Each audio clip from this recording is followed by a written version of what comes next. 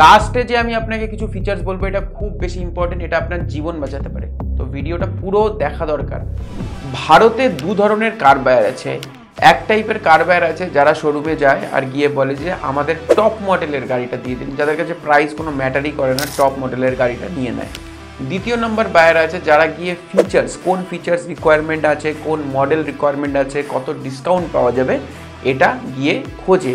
এবং আমার মনে হয় এটা খোঁজা উচিত, কারণ আমি 2 মাস আগে যখন tata Tiago XT rhythm variant যখন কিনেছিলাম, তখন আমিও নানান ডিলারশিপের থেকে কোটেশন নিয়েছিলাম, তারপরেই আমি গাড়ি কিনেছিলাম। তো এর মধ্যে সবথেকে যেটা বেশি ইম্পর্টেন্ট ব্যাপার, যে প্রত্যেকটা ডিলারশিপের কোটেশন আলাদা আলাদা। তো আপনি যখনই গাড়ি কিনবেন অ্যাটলিস্ট আপনি ট্রাই করবেন কি 3 থেকে 4টা ডিলারশিপের কাছে গিয়ে আপনার গাড়ির একটা এস্টিমেটেড কোটেশন আপনি নিয়ে আসবেন। আর আমি একটা গ্যারেন্টির সাথে আপনাকে বলতে পারি যে অন্তত 20,000 টাকার ডিফারেন্স হবেই হবে। আর যখন আপনি ডিলারশিপের কাছে যে কোনো মডেলের, যে কোনো ভেরিয়েন্টের, যে কোনো কোম্পানির গাড়ি যখনই আপনি কিনতে যাবেন, তখন ডিলারশিপ সবসময় ট্রাই করবে যে আপনাকে টপ মডেল সেল করার, একটু বেশি ডিসকাউন্ট দিয়ে টপ মডেল সেল করার। আপনি এটা নোটিশও করে দেখবেন যে বেস মডেলে আপনার ডিসকাউন্ট কম, কিন্তু টপ মডেলের ডিসকাউন্ট অনেক বেশি। কিন্তু এই টপ মডেলের এই সব ফিচার্স কি জরুরি কি জরুরি না, আজকে এই ভিডিওতে আমরা সেটা নিয়ে ডিসকাস করব যে আপনার জন্য কোন কোন ফিচার্স জরুরি আর কোন কোন ফিচার্স আপনাকে গাড়ি কেনার সময় একদম মাথায় রাখা দরকার, আর কোন ফিচার্স আপনার রোজ ইউজ হবে, কোন ফিচার্স আপনার কখনো ইউজ হবে না, কিন্তু তার জন্য আপনি লাখ লাখ টাকা ডিলারশিপকে দিয়ে আসবেন। তো আজকের ভিডিওর মেন টপিক হলো এটা। ভিডিওটা পুরো দেখবেন যদি আপনি একটা নতুন গাড়ি কেনেন, ভিডিওটা পুরো তবুও দেখবেন যদি আপনি একটা প্রি ওন্ড গাড়ি কেনেন। এখানে আমরা ইঞ্জিন, গিয়ারবক্স, হুইল আর স্ট্রাকচারাল বডি নিয়ে কোনো রকমের কথা বলবো না। এখানে আমরা শুধুমাত্র ফিচার্স নিয়ে কথা বলবো, যেই ফিচার্স নিয়ে কোম্পানি মার্কেট করে আর যেই ফিচার্সকে আপনারা লোভনীয় বলে ঘরে নিয়ে আসেন। তো এখানে আমরা মূলত কভার করব ককপিট, সিটস, এক্সটেরিয়ার, ইন্টেরিয়ার আর এক্সট্রা ফিচার্স যেরকম এইচইউডি, টিপিএমএস, আরও অন্যান্য ফিচার্স। তো প্রথমে আমরা ককপিট থেকে শুরু করি। ককপিট অর্থাৎ যেখানে ড্রাইভার আর প্যাসেঞ্জার যেই দুটো সিটে বসে, ড্যাশবোর্ড, সমস্ত জিনিসটাকে, এটাকে ককপিট বলা হয়। তো ককপিটে প্রথমেই যেটা চলে আসে সেটা হচ্ছে 360 ডিগ্রি ক্যামেরা, যেটা অনেক কোম্পানি আপনাকে মার্কেটিং করার একটা গিমিক আমার মনে হয়। আর 360 ক্যামেরা টেকনিক্যালি যদি আমি বলি যে ছোট যেই সব গাড়ি, পাঞ্চ, অ্যাল্ট্রোস, টিয়াগো, অলট্রো, সুইফট, এগুলোতে দরকার হয় না। যদি আপনার গাড়ি অনেক বড় হয়, লাইক ফরচুনার, গ্লস্টার, এন্ডোভার টাইপের গাড়ি, সেখানে 360 ক্যামেরা একটা সেন্স তৈরি করে। কিন্তু ছোট গাড়িতে 360 ক্যামেরা কোনো সেন্স তৈরি করে না, এটা আমার মনে হয়, আর আমার নিজেরও এটা পছন্দ না। আর এটার জন্য এক্সট্রা পয়সা তো আমি একদমই দেবো না। আর যদি আমার মনে হয় এটাকেও আমি লাগাবো, তো আফটার মার্কেট ইজিলি আপনি পেয়ে যাবেন 20-30 হাজার খরচা করলে। এর জন্য কোনো হাইফাই পেমেন্ট করার কোনো রকমের কোনো দরকার নেই। আর এর সাথে সাথে আমি একটা কথাও আপনাদের অবশ্যই বলবো যে আফটার মার্কেট যখনই আপনারা কাজ করাবেন, তখন এটা এক্সপেক্ট করবেনই না যে কোম্পানির থেকে যেই প্রোডাক্ট এলো সেটা আপনার আফটার মার্কেটে আসবে। তো আফটার মার্কেটই ওইএমই। এরপরে যেই ফিচার্সটা আছে সেটা হচ্ছে ডিজিটাল এমআইডি। তো আগেরকার দিনে সমস্ত গাড়িগুলোতে আসতো অ্যানালগ এমআইডি, আর এখন সমস্ত গাড়িগুলোতে আসে ডিজিটাল এমআইডি। আর ডিজিটাল এমআইডিতে কিছু সেরকম থাকে না। 2 ধরনের ডিজিটাল এমআইডি হয়। একটা হচ্ছে অ্যানালগকে রেপ্লিকেট করা হয় থ্রু ডিজিটাল থ্রুতে, যেটাতে পুরো আপনার ফিচার যেগুলোতে আরপিএম আর হচ্ছে স্পিডোমিটার ডিজিটালি হয়। আরেকটা হচ্ছে টাটা টিয়াগো টাইপের, যেটাতে ডিজিটালি আপনার নাম্বার শো করা হয় 1 2 3 4 50 60 70। তো প্রথম যেটা আমি আপনাকে বললাম যে অ্যানালগটাকে কনভার্ট করা হয় ডিজিটালে, এটা একটু এক্সপেন্সিভ গাড়িতে থাকে, আর নর্মাল ডিজিটাল মিটার একটু চিপ গাড়িতে থাকে। তো ডিজিটাল ওকে, অ্যানালগ অলসো ওকে। তো এটার জন্য কোনো অ্যাডিশনাল পয়সা দেওয়ার আমার মনে হয় না কোনো রকমের কোনো দরকার আছে। নেক্সট যে ফিচার্সটা আছে, এটা মারুতি ইন্ট্রোডিউস করেছিল, এটা হচ্ছে হেডস আপ ডিসপ্লে বা এইচইউডি। তো এটার অতটাও রিকোয়ারমেন্ট নেই। আমি অনেকের সাথে কথা বলেছি এটা নিয়ে, এবং গুগলেও আমি অনেক আর্টিকেল পড়েছি যে এইচইউডি একটা অ্যাক্সিডেন্ট হওয়ার মূল কারণ এটা একটা ডিস্ট্রাকশন ক্রিয়েট করে। এইচইউডি কি করে? এইচইউডি আপনার স্পিডোমিটারের সামনে আরও একটা ডিসপ্লে ইউনিট, যেটা আপনার যে গাড়ির স্পিডটা সেটা আপনাকে এইচইউডি মানে হেডস আপ ডিসপ্লে থ্রুতে আপনাকে সামনে দেখায়। তো এটা আমার মনে হয় না কোনো রকমের কোনো রিকোয়ারমেন্ট ফিচার্স, এর জন্য কোনো এক্সট্রা পয়সা দেওয়ার আমার মনে হয় না কোনো রকমের কোনো দরকার আছে। থার্ড যেটা আছে সেটা হচ্ছে স্টিয়ারিং অ্যাডজাস্টমেন্ট, যেখানে আপনার সমস্ত steering control like volume up down, channel change, call receive আর টেলিস্কোপিক অ্যান্ড টিল্ট, এই দুটো ফিচার্স সব সময় হাই এন্ড গাড়িতে আসে। টেলিস্কোপিক সস্তার গাড়িতেও আসে, টিল্ট আর টেলিস্কোপিক দুটো মিলিয়ে একটু হাই এন্ড গাড়িতে আসে। তো এটা আমার মনে হয় একটা রিকোয়ারমেন্ট, আর এটাকে কেউ মার্কেটিং করে না। আর স্টিয়ারিং অ্যাডজাস্টমেন্ট আমার মনে হয় দরকার, আর তার সাথে সাথে ফ্ল্যাট বটম স্টিয়ারিং, এটা তো কমন, আজকালকে এই ফিচার্স আসেই। নেক্সট যেই ফিচার সেটা হচ্ছে cruise control. Cruise control depend করবে, যদি আপনার হাইওয়ে ড্রাইভ খুব বেশি হয় তো আপনার জন্য ক্রুজ কন্ট্রোল ঠিক আছে। যদি আপনার সিটি ড্রাইভ হয় তো আপনি কবে ক্রুজ কন্ট্রোল ইউজ করবেন, এর জন্য আপনি 60-70 হাজার টাকা বেশি দিবেন, এটা আমার মনে হয় না কোনো রকমই জাস্টিফাইড। তো ক্রুজ কন্ট্রোল তাদের জন্য ভালো যারা হাইওয়েতে ড্রাইভ করবে, আর তাদের জন্য ভালো না যাদের সিটি ড্রাইভ বেশি, হাইওয়ে ড্রাইভ রেয়ার। নেক্সট যে ফিচার্সের কথা আমি বলবো সেটা হচ্ছে ইনফোটেনমেন্ট সিস্টেম। এখন ইনফোটেনমেন্ট সিস্টেম দু ধরনের আছে। এখন কিছু কিছু কোম্পানি ইনফোটেনমেন্ট সিস্টেম তাদের গাড়িতে দিচ্ছে না বেস মডেলে, কারণ সবারই এখন ডিজিটাল ইনফোটেনমেন্ট সিস্টেম চাই। কিন্তু বেসিক্যালি মূলত দু ধরনের ইনফোটেনমেন্ট সিস্টেম আসে, একটা হচ্ছে ম্যানুয়াল যেগুলো আগে আসতো, আর একটা হচ্ছে ডিজিটাল। তো আমার পার্সোনালি মনে হয় যে ইনফোটেনমেন্ট সিস্টেম খুব বেশি জরুরি, আর ওটাকে রিয়ালিটি প্র্যাকটিক্যাল ইনফোটেনমেন্ট সিস্টেম হওয়া উচিত। প্র্যাকটিক্যাল ইনফোটেনমেন্ট সিস্টেম কি সেটার ডেফিনেশন সবার আগে আপনার জানা উচিত। আমার মনে হয় প্র্যাকটিক্যাল ডেফিনেশন হলো একটা ইনফোটেনমেন্ট সিস্টেমের যেটাতে অ্যান্ড্রয়েড অটো, অ্যাপেল কারপ্লে দুটোই থাকবে। কারণ এখন অনেক কোম্পানি ইনফোটেনমেন্ট সিস্টেম দিচ্ছে কিন্তু যেটাতে অ্যান্ড্রয়েড অটো নেই, অ্যাপেল কারপ্লে নেই, ব্লুটুথের থ্রুতে কানেক্ট হবে, আর আমার মনে হয় সেটা একদমই জাস্টিফাইড না, আর সেটা একটা গিমিকি শুধুমাত্র, সেটা কোনো রকমের কিছু কাজের না। কারণ আপনি যখন জিপিএস নেভিগেশন যখন আপনি ইউজ করবেন তখন আপনার অ্যাপেল কারপ্লে বা অ্যান্ড্রয়েড অটো খুবই বেশি জরুরি। আর আমি পার্সোনালি অ্যাপেল কারপ্লে ইউজ করছি অনেকটা টাইম হলো, আর আমার নতুন যেই টিয়াগোটা আছে সেটাও আমি বিগত 3-4 মাস থেকে ইউজ করছি, and I am very happy with Android auto and Apple CarPlay. তো এটা আমার মনে হয় একটা মাস্ট ফিচার্স। তাও আপনাদের যদি কোনো প্রেফারেন্স থাকে নিচে কমেন্ট সেকশনে আমাকে অবশ্যই জানান। যখন ইনফোটেনমেন্টের কথা উঠলোই তখন আমি আরও একটা কথা বলবো, এমজি হেক্টরের মতো গাড়ি, যেটা আমার পার্সোনালি একদমই পছন্দ না, কিন্তু তার ইনফোটেনমেন্ট সিস্টেম এতটাই ডিজিটালাইজ যে আপনার মাসেল মেমোরি বিল্ডই হবে না, এসির নব থেকে শুরু করে সমস্ত কিছুই ওটার ইনফোটেনমেন্ট সিস্টেমে দেওয়া। তো আমার মনে হয় ড্রাইভিং এক্সপিরিয়েন্স কোথাও না কোথাও এটা খারাপ করে। কিন্তু আমি যদি মূলত কিছু ব্র্যান্ডের কথা বলি এখানে, সেই ব্র্যান্ডগুলো হলো মাহিন্দ্রা, হন্ডা আর কিয়া।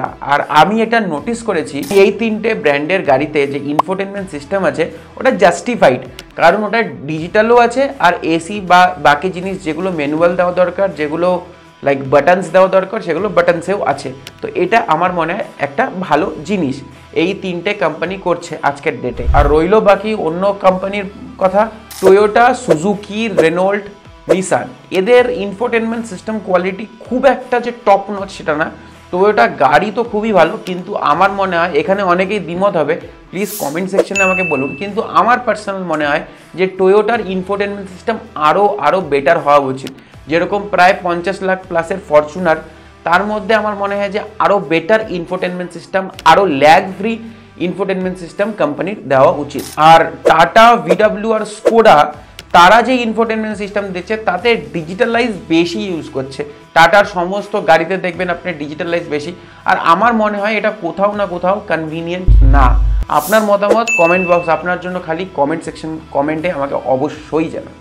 নেক্সট যে ফিচার্সের কথা বলবো, এটা নিয়ে তো আমার কাছে পার্সোনালি অনেক কমেন্ট আসে যে গাড়িতে কি ম্যানুয়াল এসি নাকি অটোমেটিক এসি। অটোমেটিক এসি বলতে অটোমেটিক ক্লাইমেট কন্ট্রোল, তো গাড়িতে কোনটা দরকার? দেখুন, ম্যানুয়াল এসি কাজ করে, আপনাকে ম্যানুয়ালি টেম্পারেচার সেট করতে হবে।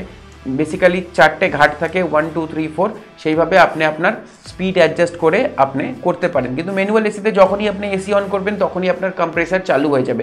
কিন্তু অটোমেটিক ক্লাইমেট কন্ট্রোল ঠিক আপনার ঘরের এসির মতোই কাজ করে।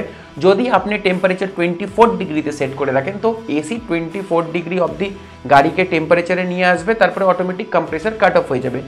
এতে মাইলেজ অনেক বাড়বে, 2 গাড়ি অনেক রিফাইনমেন্ট আর অনেক স্মুথ হয়ে যায়, কারণ 24-এর পরে এসি কাট অফ হয়ে গেল, তো কম্প্রেসার আপনার ইঞ্জিনে লোড পড়ছে না, তো গাড়ি অনেক বেশি স্মুথ চলে। আর আমি দেখেছি অ্যালট্রোজ চালিয়ে এটা, যে অটোমেটিক ক্লাইমেট কন্ট্রোল, অ্যালট্রোজের মতো একটা ভারী গাড়ি যেখানে পাওয়ারের অনেক অভাব, সেই সমস্ত গাড়িতে এই অটোমেটিক ক্লাইমেট কন্ট্রোল খুব বেশি জরুরি। তো অটোমেটিক ক্লাইমেট কন্ট্রোল আপনি একদমই নিতে পারেন, আর এটা একটা ঠিকঠাক ফিচার্স।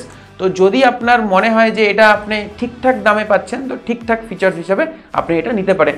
না হলেও একটু অ্যাডজাস্ট করে চালানো যায়, কারণ আপনাকে একটু এসি অন অফ করতে হবে, বা এসির যেই টেম্পারেচার আছে সেটাকে আপনাকে অ্যাডজাস্ট করে এটাকে ওই অটোমেটেড টাইপেরই একটু আশেপাশে আপনি নিয়ে যেতে পারেন। এর সাথে সাথে আরও একটা ফিচার্স, সেটা হচ্ছে রিয়ার এসি ভেন্টস। এর জন্য কোম্পানি একটু বেশি অ্যামাউন্ট চার্জ করে, চাই ওটা আর্টিকা হোক, চাই অ্যালট্রোজের মতো ছোটো গাড়ি হোক, হন্ডা আমেজ হোক। তো রিয়ার এসি ভেন্ট মানে পেছনে আরও একটা এসি, সেটা না, সেম এসির হাওয়াটাকে পেছনে নিয়ে গিয়ে দেয়। তো রিয়ার এসি ভেন্ট ছোটো গাড়ি যদি হয় তো অত ইম্পর্টেন্ট নেই, লাইক সিড্যান বা হ্যাচব্যাক। যদি একটু এমপিভি টাইপের হয় তো রিয়ার এসি ভেন্ট থাকেই, এটা কমন, এটা আনকমন ব্যাপার নেই। তো ছোট গাড়িতে রিয়ার এসি ভেন্টের অত দরকার নেই, আর রিয়ার এসি ভেন্টের জন্য এক্সট্রা পয়সা দেওয়ারও দরকার নেই। আর টাটাই আপনাকে এত ফিচার্স দেয়, এত মডেল দেয়, বাকি কোম্পানি তো দেয়ও না। যদি একটা মডেল আপনি আপগ্রেড করেন তো রিয়ার এসি ভেন্টস এইসব কমন আপনি পেয়েই যাবেন। এর পরের যে ফিচার্সের কথা বলবো এটা খুব বেশি ইম্পর্টেন্ট, এটা হচ্ছে auto dimming IRVM। Auto dimming IRVM, বা যাকে আমরা বাংলা ভাষায় বলি কেবিন গ্লাস, যেটা ঠিক আপনার স্টিয়ারিংয়ের ওপরে থাকে, যেটা পিছনে আর কেবিন ভিউ দেখতে সাহায্য করে, এটার নাম IRVM।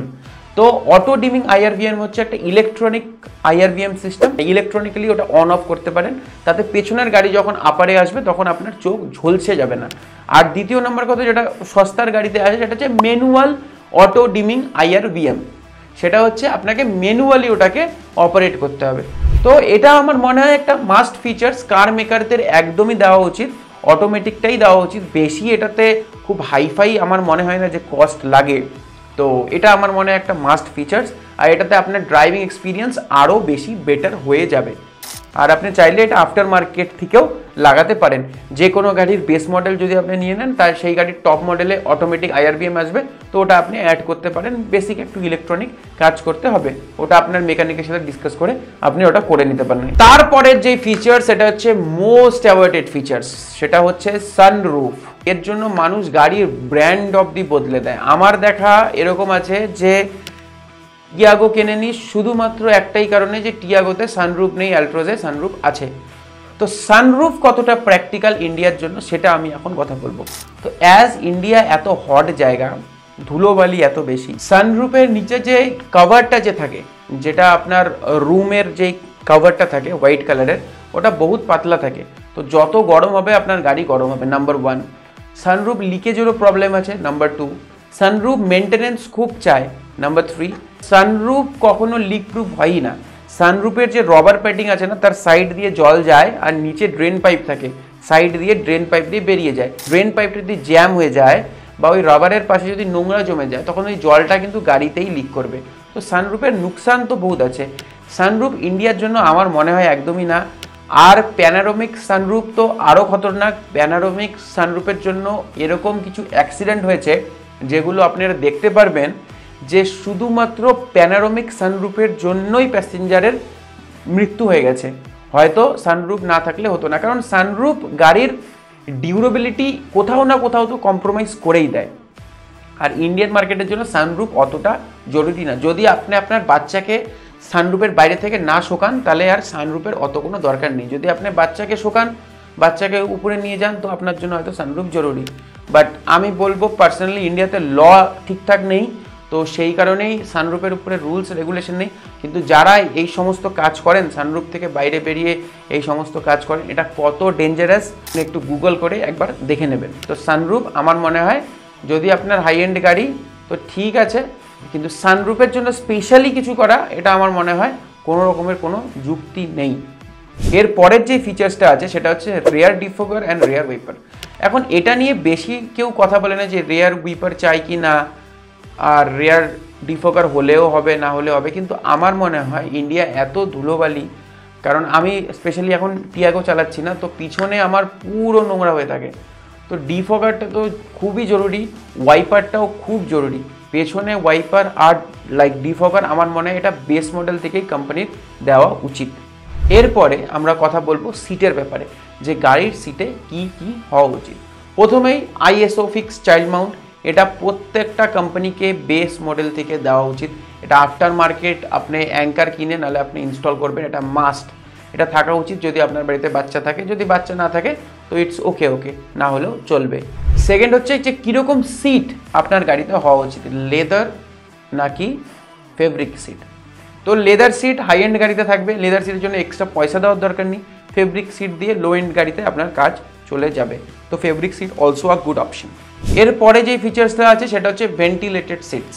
এটাও একটা আমার মনে হয় যে একটা ইম্পর্টেন্ট ফিচার্স, কারণ ইন্ডিয়াতে এত গরম হয়, আর বেশিরভাগ যদি আপনি লেদার সিট যদি আপনি ইউজ করেন, আর কম দামি লেদার, যাতে ফুটো ফুটো ব্যাপারটা নেই, মেশ ব্যাপারটা নেই, তাহলে এত সোয়েট হয়। আর ওখানে মনে হয় যে ভেন্টিলেটেড সিট হলে খুব ভালো হয়। আর ফেব্রিক সিটেও সোয়েট হয় না এরকম ব্যাপার নেই। তো ভেন্টিলেটেড সিট যদি একটা অপশন থাকে তো আমার মনে হয় এটা একটা বেটার অপশন কোম্পানির দেওয়া উচিত। এর পরের ফিচার্সটা হচ্ছে অ্যাডজাস্টেবল হেডরেস্ট। এখন অ্যাডজাস্টেবল হেডরেস্ট প্রায় আমি বলবো 55 থেকে 60% গাড়িতে আসেই না। যেরকম হন্ডা সিটি 4th জেনারেশনে অ্যাডজাস্টেবল হেডরেস্ট নেই পেছনে। তো অ্যাডজাস্টেবল হেডরেস্ট খুবই জরুরি, কারণ অ্যাডজাস্টেবল হেডরেস্ট যখন থাকবে তখন আপনার এই কলার বোনটা পুরো সাপোর্ট থাকবে। আর ইভেন এটাও দেখা গেছে যে অ্যাডজাস্টেবল হেডরেস্ট না হওয়ার কারণে C6 C7 কলার বোনের যে বোনটা আছে সেটা অনেকেরই ড্যামেজ হয়েছে। তো অ্যাডজাস্টেবল হেডরেস্ট আমার মনে হয় না খুব কার মেকারদের অনেক কিছু লাগবে, তো এটা আমার মনে হয় একটা ম্যান্ডেটরি ফিচার্স, এটা দেওয়া উচিত। আর এর সাথে সাথেই আছে রেয়ার আর্মরেস্ট। রেয়ার আর্মরেস্ট একটা ভালো ফিচার্স, কিন্তু রেয়ার আর্মরেস্টের জন্য এক্সট্রা পয়সা দেওয়ার থেকে যদি না থাকে রেয়ার আর্মরেস্ট তবুও ওকে, কিন্তু রেয়ার আর্মরেস্ট হলে ভালোই হয়, কারণ পেছনে আমি দেখেছি বসে যদি দুজন যদি বসা যায় রেয়ার আর্মরেস্ট থাকলে কমফোর্টেবল হয় ব্যাপারটা। এরপরে যেটা আছে সেটা হচ্ছে চাবি নিয়ে। চাবি 3 ধরনের হয় বেসিক্যালি। একটা নর্মাল চাবি, যেটাকে আপনি ভিতরে ঢুকিয়ে ঘুরিয়ে খুলতে হয়। দ্বিতীয় নম্বর চাবি হচ্ছে আপনার রিমোট লকিং, কিন্তু আপনার গাড়ি চাবিতেই স্টার্ট হবে। তৃতীয় নম্বর চাবি হচ্ছে টোটালি কিলেস এন্ট্রি। প্রথম নাম্বার আছে চাবি, সেটাতে কোনো ফিচার্স নেই, সেটা পুরনো গাড়িগুলোতে আসতো। সেটা আমার মনে হয় কোনো রকমের কোনো লজিক নেই, কারণ এখন সেন্ট্রাল লকিংটা খুব জরুরি, কারণ আপনি 4টা দরজা খুলে রেখে যাবেন, তারপরে এসে আপনাকে ম্যানুয়ালি লক করতে হবে। আফটার মার্কেট আপনি এসব করবেন, সেটাও ঠিক না। আগে তো ছিল সনেক্স আরডি বলে অনেক কোম্পানি, এখন তো কোম্পানিও খুব একটা নেই। তো সেকেন্ড অপশন যেটা মিডলের অপশন, সেটা হচ্ছে চাবিতে স্টার্ট হবে কিন্তু রিমোটে গাড়ি লক আনলক হবে। আর এটা আমার মনে হয় জাস্টিফাইড ফিচার্স। কিলেস আমার মনে হয় না খুব একটা বেশি দরকার, কারণ কিলেসেও মেনটেন্যান্স আছে, কারণ ওই ব্যাটারিটা খুব তাড়াতাড়ি ড্রেন হয়, আরও কিছু কিলেসে প্রবলেমও আছে। আর কিলেস অতটাও সেফ না, যদি চোরের কাছে ওই চাবিও চলে যায়, চোর আপনার গাড়ি ওটা দিয়েও খুলে ফেলতে পারবে। তো কিলেসে এটাই হয়, লকের মধ্যে হাত ঢুকিয়ে আপনি যদি লকটা খোলেন তো আপনাকে কিছু প্রেস করতে হবে না। তো এটা আমার মনে হয় না যে খুব একটা হাইফাই কোনো মানে ফিচার্স, আর এটা না হলেও চলে। এরপরের যে দুটো ফিচার্স আছে, এই দুটো ফিচার্স তো কোম্পানি প্রচুর হাইফাই করে ওভারহাইপ করে বেচে, কিন্তু অতটাও ইম্পর্টেন্ট না। সেটা হচ্ছে automatic headlamp, automatic rain sensing wiper.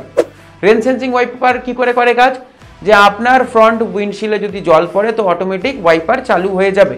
তো এবার আপনি আমাকে বলুন, ধরুন আপনি কোনো টানেলের মধ্যে দিয়ে যাচ্ছেন, আমার সাথে অনেকবার হয়েছে, তখন আমি নেক্সন চালাচ্ছিলাম, টানেলের থেকে 4-5 ড্রপ জল এসে পড়েছে, আর অলরেডি আমার গ্লাসটা নোংরা, মানে ধুলো মাটি কাদা পুরো লাগা ছিল।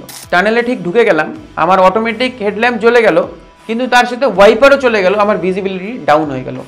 তো অটোমেটিক রেন সেন্সিং ওয়াইপার আমার মনে হয় কোনো রকমের কোনো লজিক নেই, যদি থাকে তো ঠিক, যদি না থাকে তাও ঠিক। আর অটোমেটিক হেডল্যাম্প বিকেল হয়ে গেলে লাইটটা জ্বালিয়ে নেবেন, কোনো হাইফাই কিছু নেই, এর জন্য বেশি পয়সা দেওয়ার তো কোনো রকমের মানে লজিক নেই।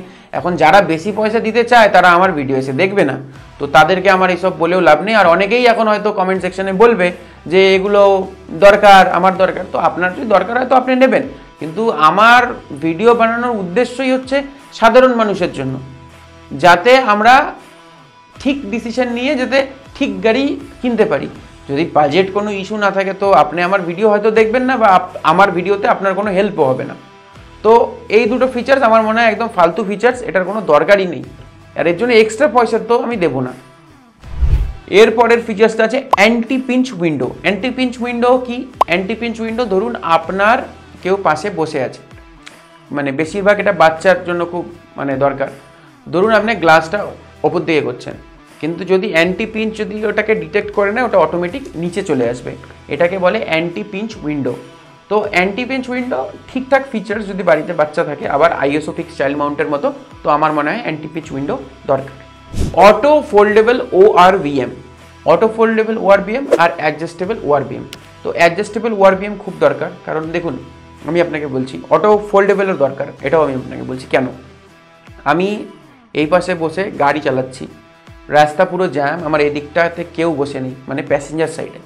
এবার আমাকে প্যাসেঞ্জার সাইডের ORVM বন্ধ করতে হবে, কিন্তু আমার গাড়িতে অটো ফোল্ডেবল ORVM ফিচার্স নেই। তো এবার আমার জন্য কতটা হ্যাকটিক হয়ে যাবে ওটা। ড্রাইভার সাইড তো বন্ধ করে দেবো আমি হাত দিয়ে, কিন্তু প্যাসেঞ্জার সাইড বন্ধ করতে পারবো না। তো এটা আমার টিয়াগোতেও নেই, আর আমার এটাতে খুব কষ্ট হয়। আর আমার মনে হয় যে এটা একটা মাস্ট ফিচার্স সব গাড়িতে থাকা উচিত, অটো ফোল্ডেবল ORVM। আর এর সাথে সাথে অ্যাডজাস্টেবল তো সব গাড়িতে এখন অলমোস্ট থাকে। এবার চলে আসি আমরা লাস্ট পার্ট, সেফটি নিয়ে। সেফটিতে গাড়িতে কি কি থাকা উচিত, প্রথমে কি কি উচিত আগে সেটা নিয়ে কথা বলি।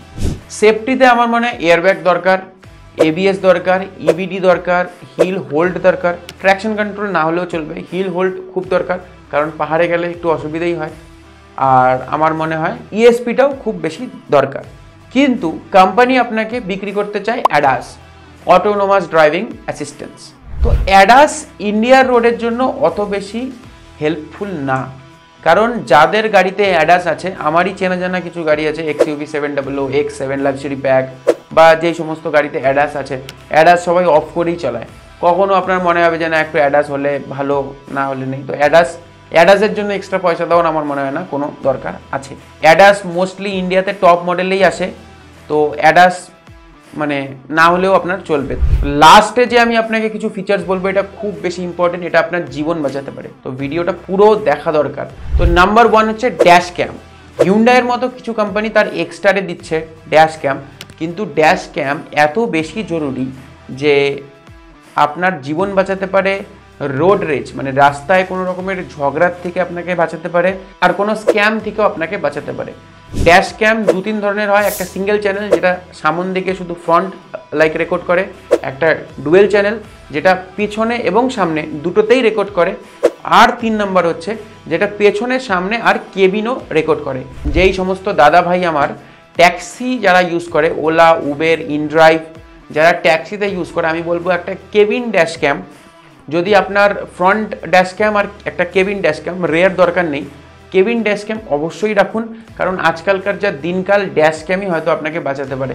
ডেসক্রিপশনে আমি কিছু ড্যাশ ক্যামের লিঙ্ক দিচ্ছি, অবশ্যই আপনি গিয়ে দেখুন। আর এখান থেকে আপনি কিনতে পারবেন 3000, 3500 থেকে ড্যাশ ক্যাম শুরু, 10, 11, 12,000 অবধি ড্যাশ ক্যামের প্রাইস যায়। ডেসক্রিপশন বক্স অবশ্যই চেক আউট করুন ভালো ড্যাশ ক্যামের জন্য, বা আপনি আপনার লোকাল মার্কেট থেকেও ড্যাশ ক্যাম নিয়ে লাগাতে পারেন।